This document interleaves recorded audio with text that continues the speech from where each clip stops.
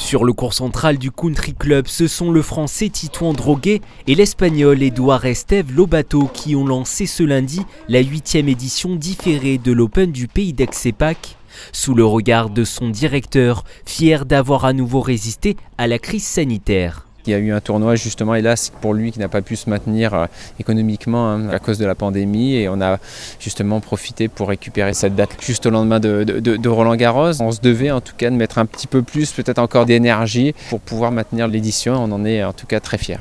Et à l'heure où la saison sur terre battue est censée se clôturer avec Roland-Garros pour se tourner vers le gazon, cette année les spécialistes de l'ocre se sont donné rendez-vous à Aix-en-Provence.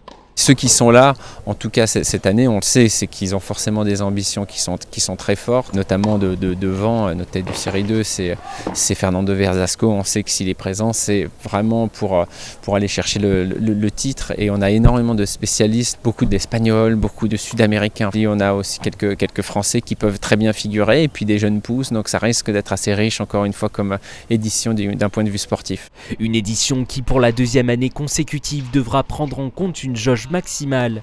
Pour échapper au pass sanitaire, pas plus de 1000 personnes seront autorisées sur le cours central. Mais la véritable contrainte de la semaine devrait être la chaleur. D'ici la fin du tournoi, les températures ne passeront pas sous la barre des 30 degrés.